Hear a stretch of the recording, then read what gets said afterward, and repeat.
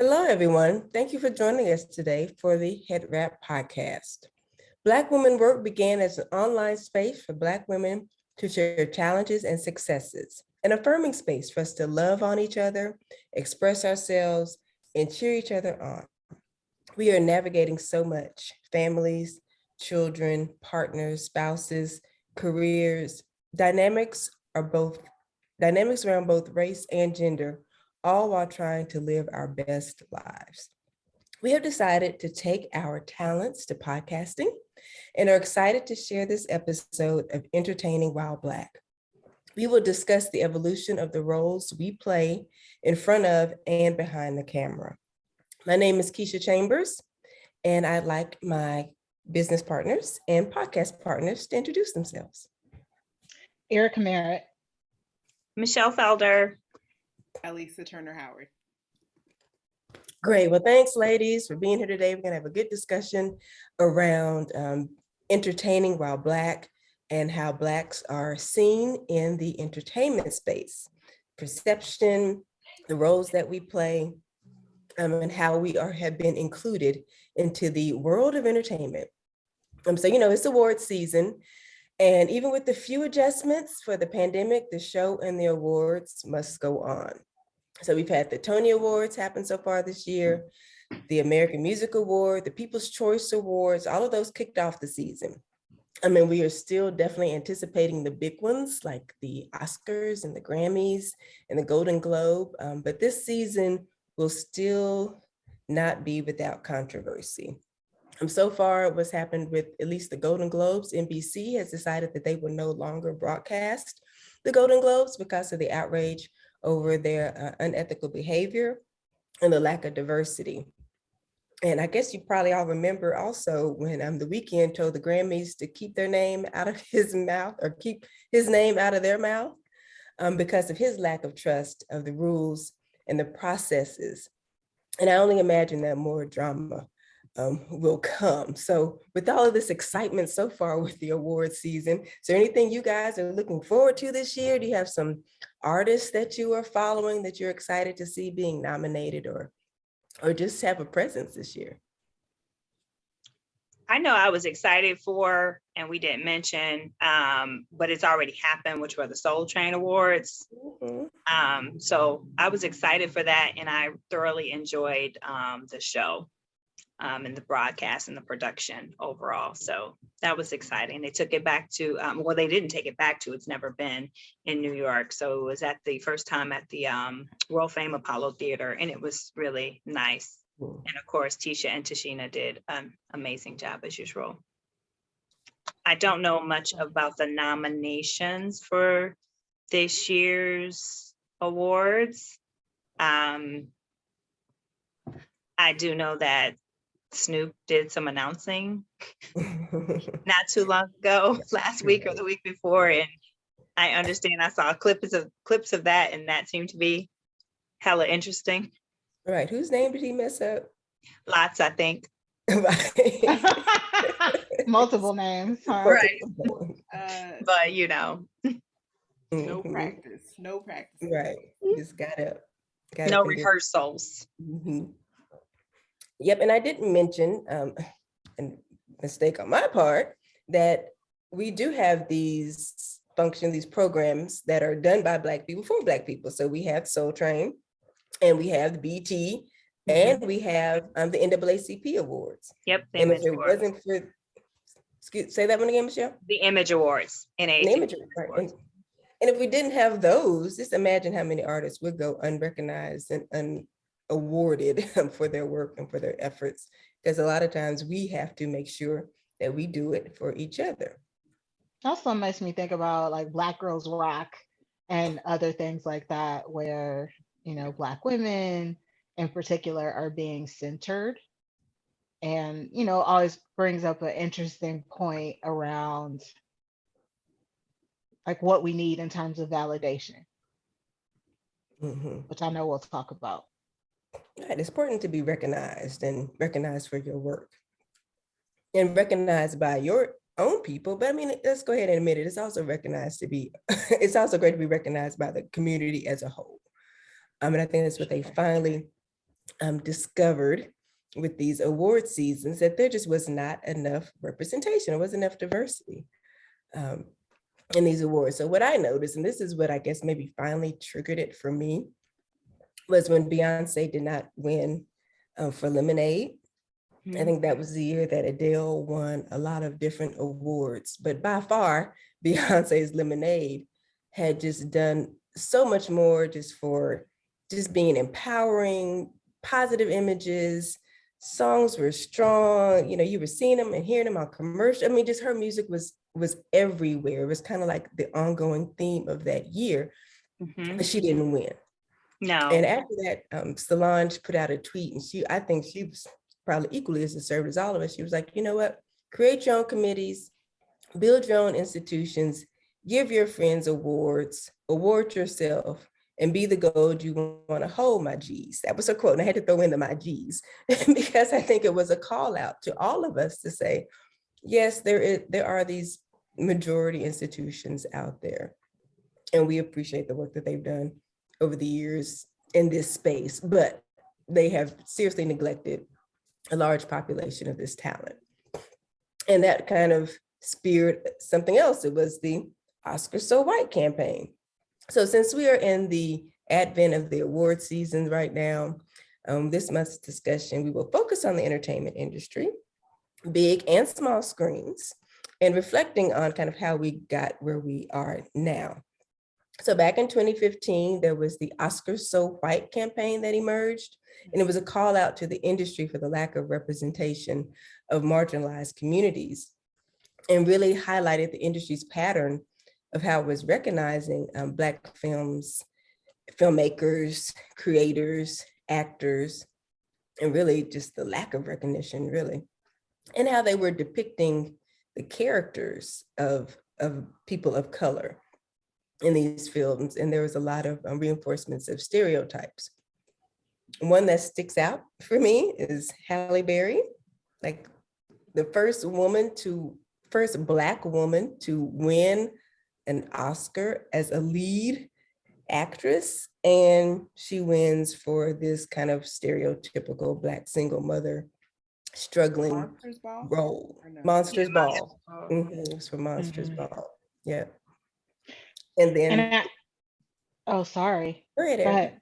Mhm. Oh, I was gonna say, which, immediately, and I know this is not a Black woman, but it makes me think about, of all of the million roles that Denzel played, the one that he wins for was Training Day. Right. And that infuriated me as Mhm. well. I'm like, this man played so many amazing characters, both fiction and actual, depictions of people like Steve Biko, um, Malcolm X. That was my Malcolm favorite. X, of course, and here he wins for being a dirty cop. Really? Mhm. Right. Like this, like a stereotypical role where they want us to, this is where we will highlight your talent. And if you think about the maids, so the first one to win the supporting actress role, Hattie McDonald, that was a maid in maybe 1940s, to be expected. But fast forward to Octavia Not Spencer, a who maid, a won mammy. a mammy, right? Fast forward, Octavia was a maid and she won in The Help. So it seems like they just kind of really see these roles where they think, oh, if they can do that role and play it well, that's what we will award them for, but nothing else that they think we should be outside of our, so quote unquote, box. Have to be in a box, right? Yeah. Right. So, And it's such a tension, right? On the one Mhm. hand, you wanna celebrate these artists, and on the other hand, you're like, ugh, for this. Right. For this role, I Yeah. know it makes it hard. I've kind of conflicted with especially with the Halle Berry example, because I know that was and still continues to be a big sore spot or a point of contention amongst Black people, and maybe even some broader people outside of the Black community with that. Even with Denzel, with the Training Day award, I guess I'm conflicted because I get the role and the character that they were depicting. But in both of those roles, they acted their asses off. Like they brought it. So I do understand who was in the judge's seat, who brought the nominations forward in the beginning. I understand that audience was majority white and white male, and as Erica would say, white male cisgendered. But I get that. But it has always kind of like bothered me, especially with the Hallie role, because it seemed at some point probably shouldn't do that eye thing. It seemed at that point, at some point, it kind of overshadowed the actual work and the art that the acting that she actually did, and it kind of like diminished the actual what she brought to the screen, which was she did a hell of a job playing that role, as did Denzel playing that role. So I've always been torn, and I've leaned more towards the more happy and excited about it because it recognized the art and the craft more so than the roles that were played. And it continued on even after the After So White with the Green Book, being a recipient of an award. To me, that's more egregious than those other two, because, the life of that pianist, and I forget his name, the pianist who was the Green Book was about, the story was about his white driver, just like Driving Miss Daisy. It pushed to the background the talent of the on-screen talent, and that was a true a true to life kind of narration of a real story. It put to the background the talent and the genius of this pianist, Black pianist, and put his driver at the forefront, and the white driver at the forefront in the center of the show, similar to oh my gosh, who plays God? Who was Driving Miss Daisy? Morgan Freeman. Morgan Freeman, yes, Morgan Freeman. Similar to what it did to Driving Miss Daisy did for that. So I could see that, and I'll tell y'all, you may not know this about me, but I love some Viggo Mortensen because I'm a huge Lord of the Rings fan, and he was Aragorn. mm-hmm. So I am a Viggo fan. Having said that, I totally agree, right? And I am also having trouble coming up with the pianist's name. But Mahershala played the hell out of that role, Mm-hmm. and yeah, and yet, right? It was shrouded in things around the gentleman's family and them perhaps not being appropriately consulted. There were all kind of issues surrounding that film. But I do think there's something about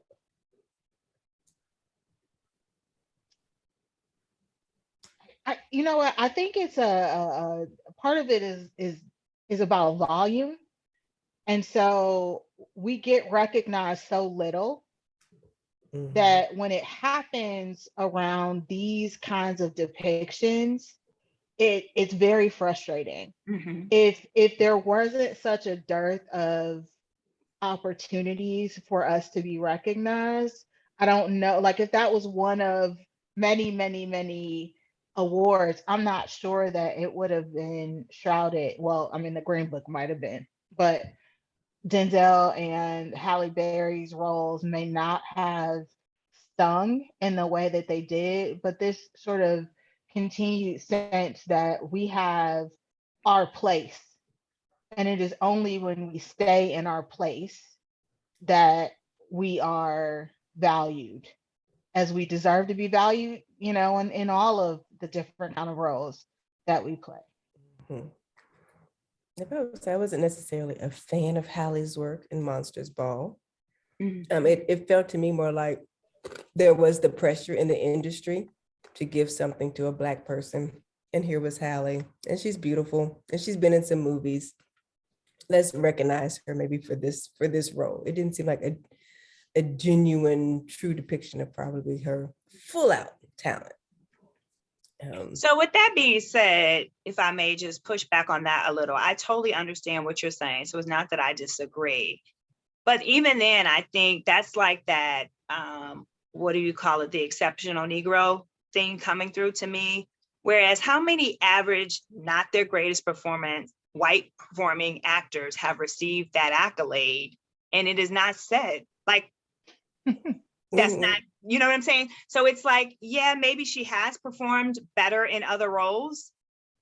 But again, why do we have to be at our superior performance to be acknowledged for excellent and great work when Joe Average and Jane Average have walked across that stage for even other white performing actors and actresses that many people in the audience are shocked that this other person, non-Black person, but another white person got that award over another one because it was just an average. So I do hear what you're saying. So I'm not, but I feel like that we can also, you know, kind of shoot ourselves in the foot with that thinking as well, because why? I think that speaks You know what to I'm the, saying? we still don't have the quantity. I think it goes back to the dearth of having this. We have this talent out there, but it's just not all being recognized. You know, if there was more in that category with her, like if it had been Viola, Haley, you know, like if there had been probably some other people in that category, then there might have been a different outcome from her actually winning that. I don't remember who she competed against that year, but I was excited to see her win. That dress was bad. She was beautiful. But it was kind of like, ooh, for that role, okay. You know, if that's the one that's going to be the first, then that's fine. But it was almost kind of like a moment for me in this entertainment history. But what are the Oscars so white situation after some other things have happened, and the parallels in some of the music awards? What would have been the issue? Because I'll be honest and tell you that I haven't watched a award show in I don't know how long, because they come on too late at night and then I'm sleep. It's just a mess.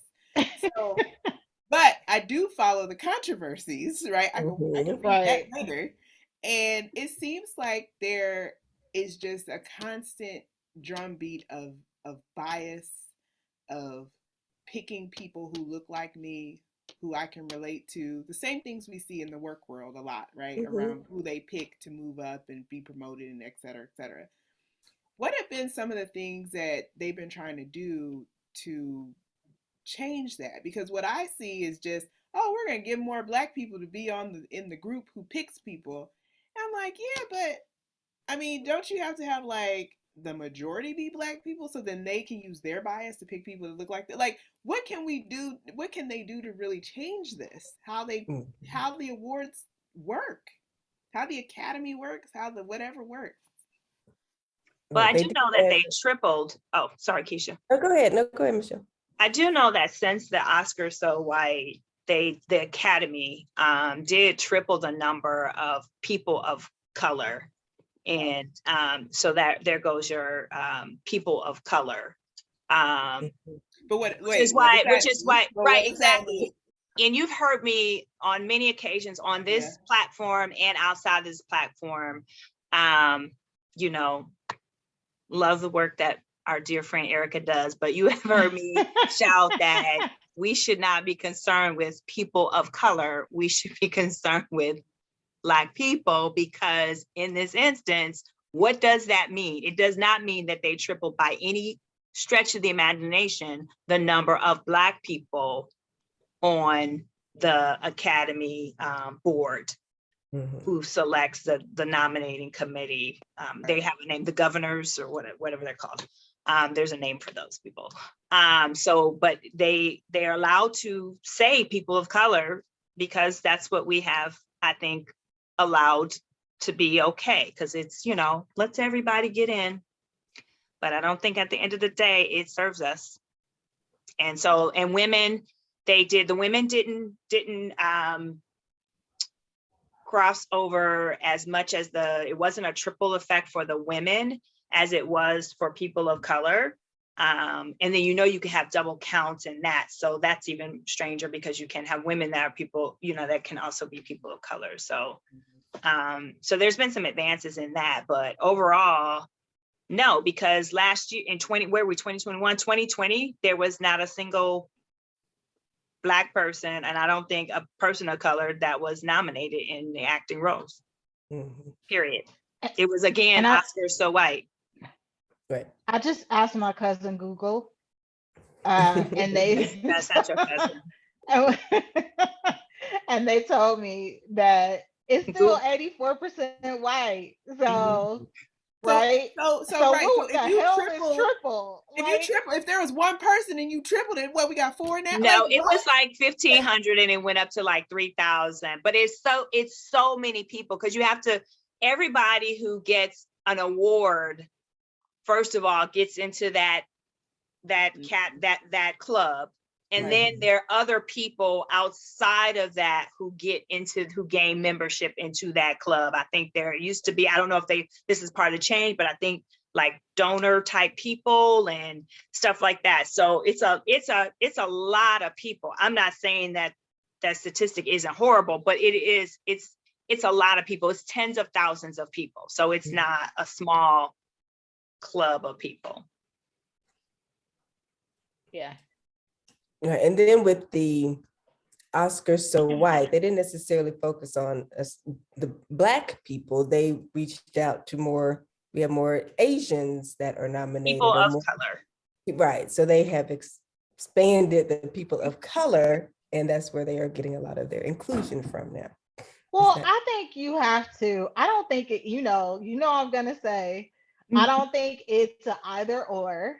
I do think it's a both and, but I think in that it's kind of like if you think about a university, right?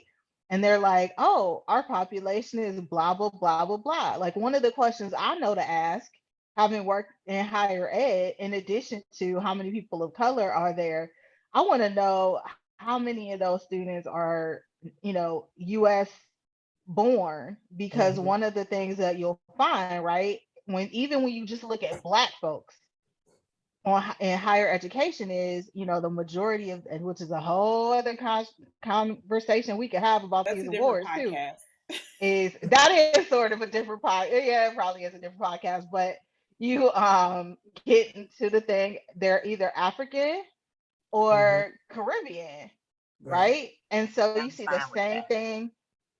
Well, you see again, like you could see that same thing playing out. So my point is, I think umbrellas, you can break it down further. So, okay, you want to tell us what that number is in terms of people of color. Now tell us what the breakdown is for Black folks, for Asian folks, for Latinos who identify as people of color. Like what are those numbers? Indigenous folks who are probably, frankly, invisible in these numbers, right? One Indigenous person has won an Oscar in the history of the Oscars, and that was most recent within the past 5 years, I think, since Oscars so white. But I think with that point, Erica, you still have to account for the fact that there's a wonderful level of intellect that you have and that others have, and we have, that is not the majority. And no, I'm not calling the majority of Americans non-intellectual, although that could be a fact, I don't know. But to ask that, to go deeper, to drill down, some people can be satisfied or just not even know to pick apart that, to say, well, okay, you said people of color, well, what does that look like? How many this, how many that? Some people can know that at face value, like, okay, we're doing a good thing by, the minority people, because this is the number. So that's why I think that works, but I think it works in a very insular way, meaning people who are astute to understand the layers or even understand statistics in that manner, to know that this is not a representation that one might could say true based on the lens in which you're looking or the gaze in which you're looking. And for the African and Caribbean, like I know that that's a big thing. I know that it's even more a big thing about the British actors, Black British actors taking on, like I just have never fallen into that. I'm also not in the trade, so I don't understand. I know there are a lot of Black American by way of the transatlantic slave trade, Black American actors who've come out and fully support their counterparts that are from, England or from the continent. And there are those who feel some kind of way about it. To me, Black is Black is Black is Black. So I don't want to get into the dissection of, for me personally, of what kind of Black you are. I'd rather dissect the other non-Black situation, because to me, that just, yeah. I And that's don't only think a problem mostly because of the availability of roles, right? So if there I were also don't think it's about the No. actors. No, it's not. So and right, like I don't think we should be fighting for crumbs. Right. I think that is problematic, but I do think there's something about going back to, again, like if we're talking about the white gaze, then who's the right kind of Black, Right. right? Even in the context of like these different groups. So I think that actually is a bigger problem The than exoticism of it all, and yeah. Yeah, different history, obviously. Some would say not the same baggage, although I mean, the cleaner version. who hasn't been colonized, right? So there's still some ugly history, no matter where we're talking about people being from. Well, speaking of creating these roles and having these opportunities for everybody in the diaspora, let's talk about the rise of the production powerhouses and the women that are now leading them. So the Ava DuVernays and the Shonda Rhimes and Issa Rae's, Tracy Oliver, and all praise be to Oprah, Lena Waithe. Lena Waithe, yes. Lena Waithe, yeah. And for having these stories to tell and creating these spaces where these actors that look like us and stories that are about us can be presented. And they are making, they're sitting at these production tables and they're making these decisions and to ensure that our voices are represented and heard. But even still, sometimes, even with them at the helm and with the Oscars So White movement, do you feel that Black women's stereotypes have evolved or changed on screen? Do you still see some type of consistent stereotypes that are just kind of lingering for Black women? Go ahead, Felder. I am actually excited about what I have seen on television depicting Black people in general, women and men, and even our children. So it excites me to see the breadth of diversity within our community depicted on the screen, even when it's within the same storyline, the same show or film. So you could have, Insecure is the hot topic because it's, it went away 2 days ago, still a little sad. I saw your post. Still a little sad. But even in that, you saw, it brought there was nobody who was a maid in the character line, but you saw, people who were very much comfortable with their sexuality and their, and that on display. You saw some ratchetness, you saw some high intellect, you saw, urbanism, you saw, the code switching, you saw the high, what we would call like high acidity. You saw the diversity of it on the screen. So it's not that, those stereotypes do not represent us. They just don't represent the totality of us, as they wouldn't represent the totality of any other group of people. So I appreciate how the shows that we are seeing that are coming to air show a cross section of us in that one show or that one film. And that makes me really happy. So, and I'm not saying there's enough, but there is definitely quite a bit. I'm not going to say a lot, quite a bit that's out there that is really unprecedented. Yeah, it does feel like there are a lot of options right now, which I think is really exciting, and it feels like it's been a long time since that was true. Like it, the only other time I can think that felt like this to me was the early 90s. Mhm. And I'm not even sure that that was actually like this, but it's the closest kind of window of time where I can think of many shows where Black folks were kind of the breadth of our identity in different ways was being represented. But at least I think you were going to say so. Yeah, I was just gonna say again, I haven't been watching a lot of television or of any sort, but I follow all of the controversy around these shows. So let Chatter. me find out you like the mess. Messy boots. I was just talking Yes. like messy boots over Basically, there. I mean, I'm nosy. I want to know what's going on, and so I definitely have been following also what's going on with the people behind the camera or the producers or the women like Shonda Rhimes. When basically I don't know what production company she was it NBC, ABC, one of them. ABC. ABC. I mean, she asked for something that I'm sure is standard in their industry, tickets to Disney World for her son or something. And they acted like she committed murder. And we're outdone.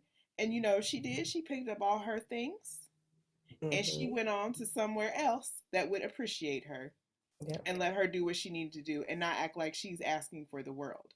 And I that's what I appreciate, is that they're not only making these stories about all of us and none of us and some of us, everybody, but they're also doing it on their own terms. And if they don't like the terms that are being presented, they are picking up their things and moving on. They are not having to just take it.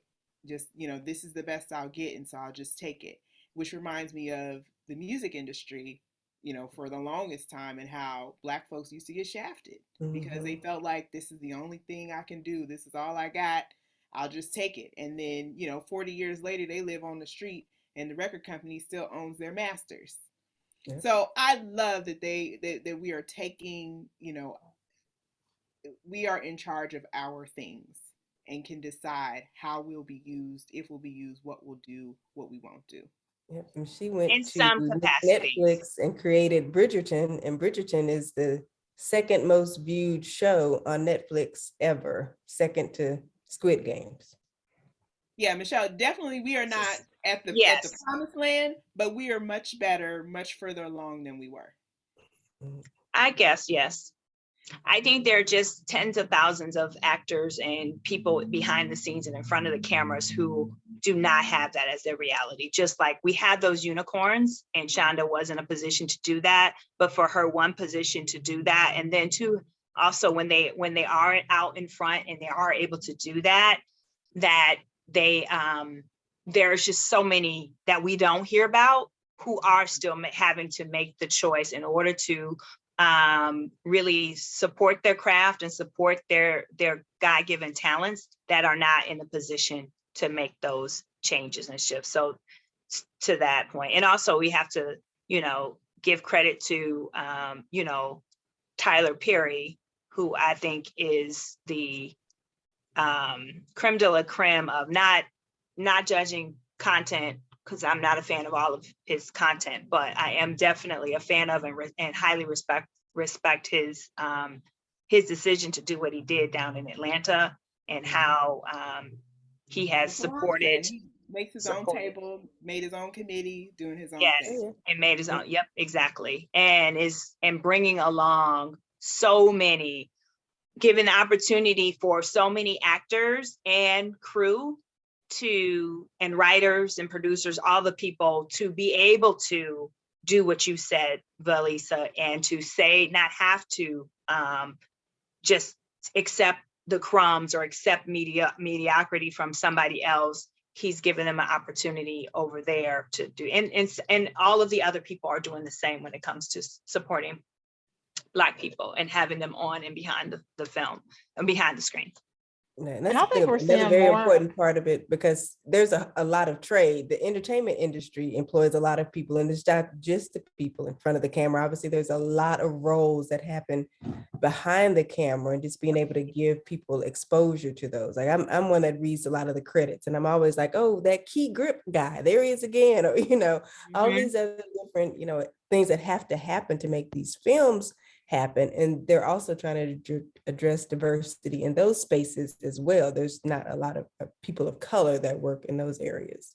Our own partner, Crew Foundation, that we partner with for Black women work in our grant, that's exactly the mission of that organization. So doing that work, diversity behind, specifically for the trade that's behind the cameras. Mm-hmm. Yeah, that work. Under it's invisible work often, right? To those of us who are just looking at the screen, but it's important work, and there's a lot of opportunity. And even at the executive level, in a lot of these networks, who's making the decision about which shows are going to get picked up, which shows are going to get canceled, which shows are going to be invested in, all of those things, right? All of the writers and all of these other folks whose names we may not know as readily, they also play a huge role as well. And I can't even remember what I was watching recently, but it was an interview with Kevin Hart. And I didn't know he had a studio until I was watching that video. CBS, so I think with Gayle King. Oh, okay. Is that what yeah. Okay, got it. Yeah, I don't know. This is the problem with things like Hulu. I don't know what I'm watching anymore. I'm just like pressing the button and it's all it appears. So so thinking about that, I think there are just a lot more people that are thinking differently about the need to create our own, and not waiting for other people to give us the green light. Because it's not, frankly, it's not coming. Right. And we have so I know that the I don't want to say the title because I'm going to mess it up, but the head person in charge for the CBS News Group is a Black woman. What's her name? Channing, I forget her last name, but she's over at is it Universal Pictures? There's a Black woman heading up that. Orion Pictures, I think, has a Black woman heading it up. So we are moving inch by inch into the top seats at different production companies as well as the networks. So things are changing. People out there doing their own thing, realizing they want to see themselves. The way technology is set up, creatives have better access to, put their own content out there, which is great. I mean, I know I've known someone she has a YouTube series, so she brings her actors together, she writes her script, and they film and she posts it on YouTube. And that's a great way to show your creativity and still do what you love. And they're getting recognized or discovered through those channels. Well, that's how Issa Rae started. Right. Like I think it's important to note that that's how she started. Awkward Black Girl. Black Girl is the song she used to sing about booty shorts on her YouTube show. I did watch that. I used to watch that. There goes our messy Valisa. Right. And of course, that would be the thing. I'm learning new things today. I feel like I'm learning new things. But I think it's interesting because I remember years ago seeing Issa Rae at a conference, and it was one of the first times that she had turned down an offer from a major network because she was insistent on maintaining control Yeah, of creative certain control. aspects of her show.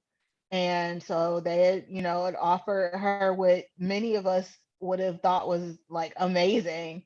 And she's like, no. And she waited. And Mhm. I think, I mean, obviously it paid off Yeah, for her to absolutely. make that decision. And I think we can sometimes get caught up in fear, right? That there Mhm. won't be another opportunity. Is this my one shot? What do I do? And she really was somebody, I think, who stayed true to what she wanted and ultimately got it. So I think her story in general is just pretty amazing. Right. And I think it would have paid off no matter how her story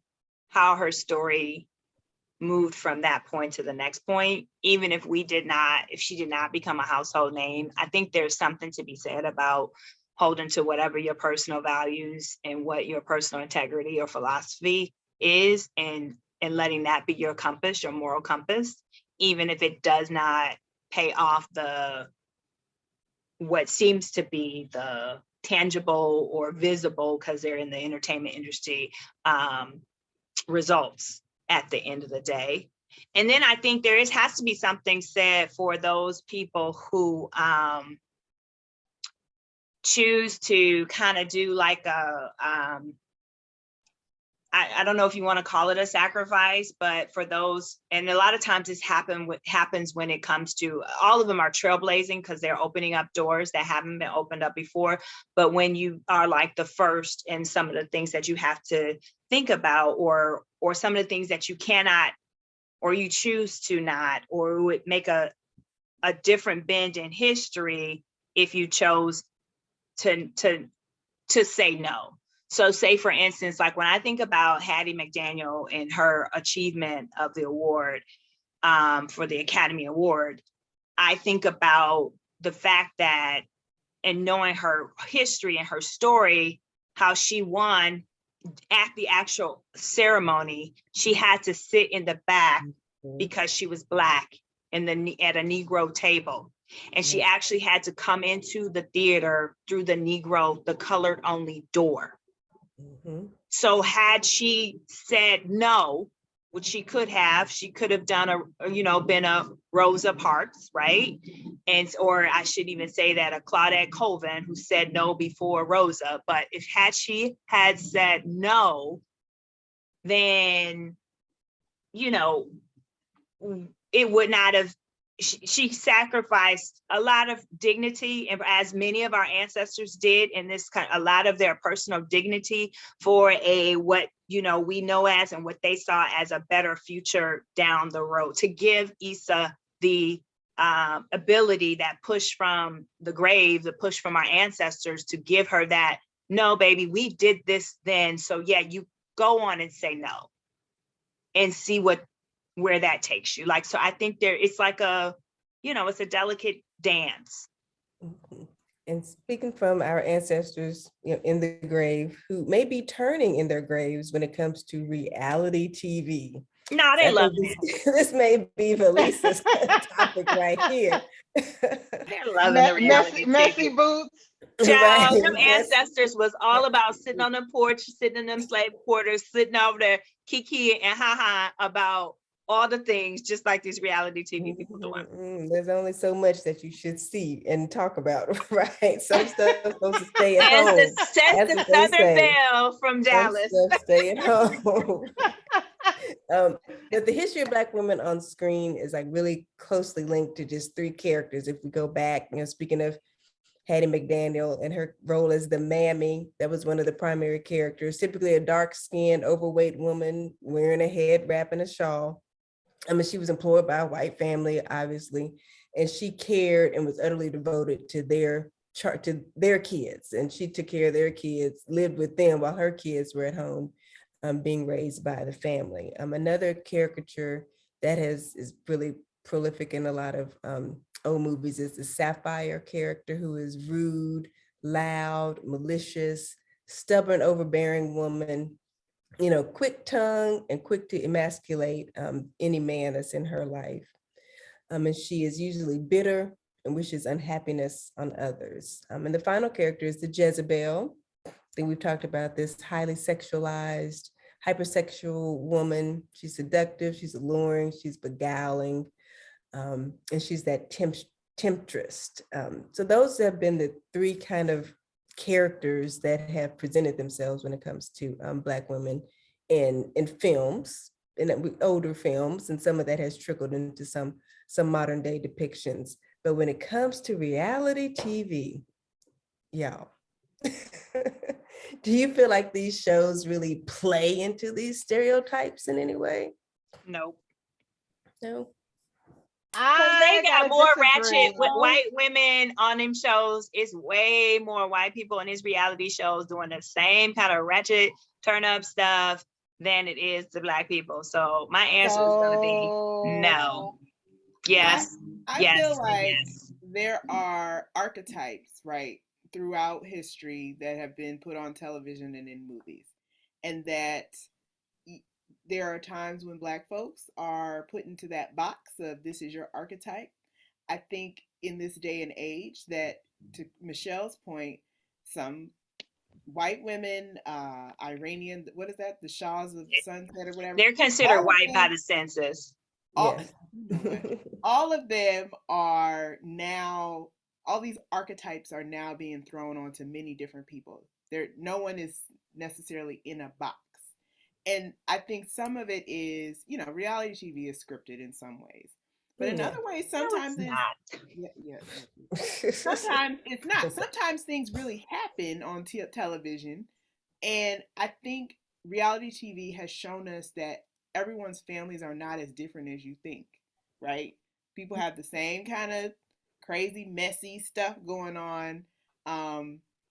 And there's more similarities than there are dissimilar things in these families.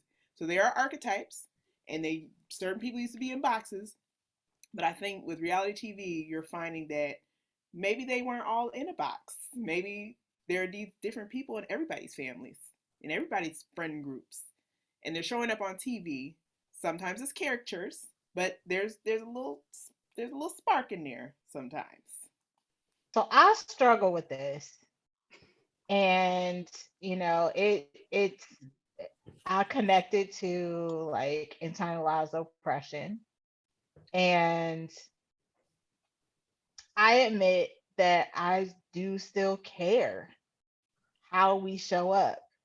And there are things that make me cringe at different points. And I think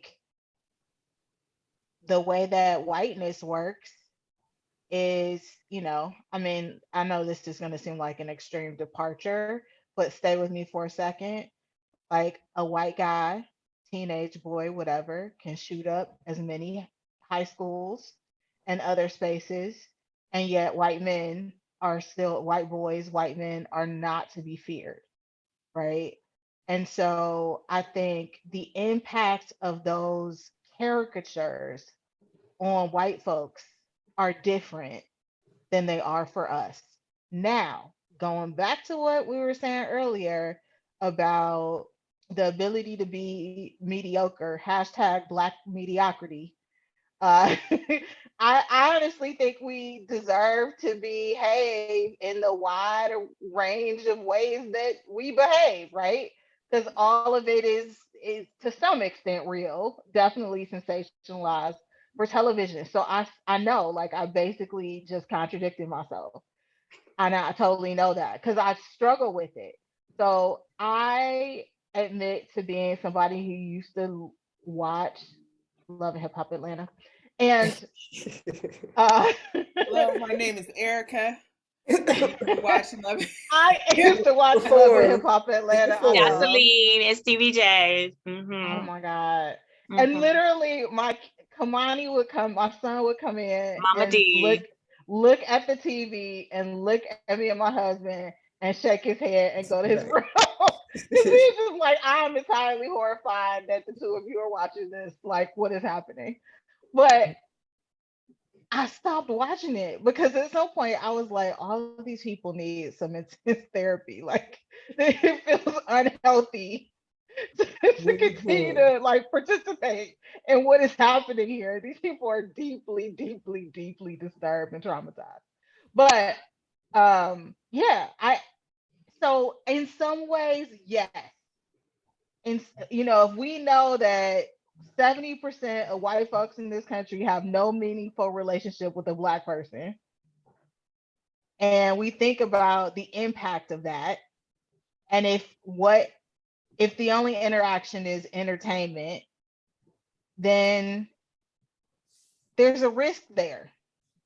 Like, yeah, it's a struggle. I don't know. I'm riding the fence here. I know. What's the And it's risk? not just white, it becomes The like risk is this that it global continues to perception. perpetuate. Right. Mhm. Yes, true. It continues to perpetuate stereotypes that I think in many cases we're trying to get away from, which have real implications in terms of how we are seen. So Mhm. how we are seen, by law enforcement, how we're seen by a hiring manager sitting across the desk from us when we're in an interview. I those are yeah, I struggle with this. So I guess I think that, to me, that puts a ownership of how It I'm does. perceived for two others on me versus on them. And at no point in time has our history, just looking at the foundation of this country, has our history ever told us or shown us or proven to us that that theory of being excellent, showing excellent, It won't save us. is going to have any impact on what they think of us. So that's why I say absolutely no, because it's like a hamster wheel or whatever, you be spinning around in circle. What about when we I think don't of care if ourselves? 100% of Black people were living or Sure. performing at a superb, like there was not non-Black person that did anything ever a mistake in their life from this point forward, would it in any way, shape, or impact the thoughts of white people about Black people? I do not So believe that's that why I to any said, case. yeah, and that's why I just said it. In many ways, it comes back to internalized oppression. And I'm asking this question about what about the way that we see ourselves. And I So think it's okay for us to see ourselves in that light and the other light. And just like if that's the only lens that you have, if that's your reality, that's what you're living in, right? So I can look, it's not, when you say it's scripted and all that, nope. I think I've been on the phone with you all or in whatever settings, and I have allows you to listen to the shenanigans that's going outside right in front of my house. And these have been white people, or it's usually a Black man with a white woman. Like, that is what's going on, like literally right here. So no, the same thing that I have seen on Love and Hip Hop and Housewives of this or whatever, it's not that these people they're the only people doing this. Now, are they the totality of it? No, but it's a lot of Americans that show their whole ace on a regular and daily basis. It's like our actual reality, not what we see on Bravo, but it's actually like around the corner, down the street, and the way Cleveland is set up, even if you live, out there in Mayfield Heights, it's 2 blocks over. Okay. It's going on at Brush High School, it's like happening. So that's why I say, no, it is. This is how people are actually living. And we can some of us can be privileged to be insulated either in our upbringing or what we were exposed to. And some of the things that I see, it shocks me, but I don't think like, oh, that's, the crazy reality people on TV. I'm like, no, there is literally probably 100,000 people right here in this city who act just like that. And a lot of our reality shows up And unfortunately, in certain circumstances where we see reality TV in full display. So I don't None think of that our it was. dinners have ever ended with any of us throwing drinks No, on each we other. do not. It's not the totality. Right. But if we were on TV with our dinners, the show would be canceled at the first ring of the door, because Yes. clearly there is something out there in society that is not interested in seeing some women, no matter the race, sit around the table and kiki, not throw a glass across the table, not cuss somebody out, not leap across, not Not run sleep with away in anybody's tears. man You Mhm. know, or well, woman. there's been accusations of that. So so no, it happens, and these things do show up. I've never experienced it, but I also don't look at it as voyeurism. I look at it as just pure entertainment. And it is entertainment, but there's in some instances like the one show Married to Medicine, and it could be me. I just had a higher expectation for it. So when I watched it, I went in with this expectation. These are women, they're either doctors or they're married to doctors. I just had a whole different expectation. I was dissatisfied, so I no longer watch it. That's just me. But I think that's probably right. With this reality, I was expecting that they would just show, maybe trying to balance it more, maybe with Okay. with the absurd and then the regular. Boring. So I have a question then. I have a question for the group, because I want to know if I'm the only person who still like struggles with this sometimes. So you never watch something on TV and cringe about, like, if you see a Black woman or frankly a Black person show up in a particular way, right? It's the person they found to talk on the news, or it's the or never, like, when something happens, you're not like, oh Lord, Yes, don't I've let had it be a many a Black cringe person. moments. Like, am I the only one who No, does No, you're that? not the only no, one. you're not. Mm-mm. No. So the only thing that I could Okay. say, you're definitely not the only one, but in this group, I would be the odd person out. So the only part of what you said that I can sometimes find myself doing is if there is some type of a horrific situation going on, that I do hope that it is not a Black person that did it. Not because of like some internalized shame, or that I think that it speaks for the whole race. It's just that I honestly don't want a Black person to be involved in some type of criminal. Usually these are criminal things, to be in a criminal situation.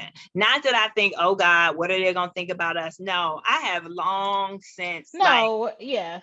or Yeah. when I see things on television, or like, what was it? Sweet Jesus is fire. And she had the bonnet on her head and, all of that. I don't, it does not. It actually You gonna brings lose me your some job. sort. You gonna lose your job. Yeah, You gonna lose your job. all, it's all us. It's all the beauty of us. And I do appreciate the beauty of us. We are definitely creative, expressive. We are are creative. hilarious. But there's still often I have some cringe moments, even with all of that ball together. It's just like, I'm working on it. Like, I can tell you where I know where it comes from. It's something I need to heal in myself, and I'm working on it. that could It's be it. That could definitely be a it. thing to work through, because it's not, I don't think it's fair at the individual, and I definitely don't think it's fair to the person because there's a layer of judgment that's there that, Well, it's for all also, intents and purposes, it's not, the layer of judgment that's there is not right. Mhm. well, it's also not. I don't think it's It's not healthy. equally applied. Well, I also don't think it's healthy, right? No. That none of us can carry the entire Exactly. race of Black folks on our back, right? In terms of our own decision making and our own behavior. I know that, like, realistically, that's not something that we can do. And that's why I said, I know. I mean, it's like the pressure that I felt when I was the one Black person in the educational space, right? Feeling like I can't fail, not just because I can't fail, but feeling like I can't fail The whole race. as a Black person. Yeah. Mm-hmm. Yeah, no, don't do that. Well, what shows are you guys watching and loving right now? Hmm. Well, Anybody? up until Issa Rae decided to cancel her show, I was watching. I just had to throw that in there, but Harlem, I enjoyed um, Harlem. Queens, what's the one with, oh my gosh, yeah, Your people, Our no. Kind of People. Our Kind of People. Our Kind of People, Yeah. of course, Queen Sugar. Oh, I love Queen Sugar. I just started watching that and I had been binging it.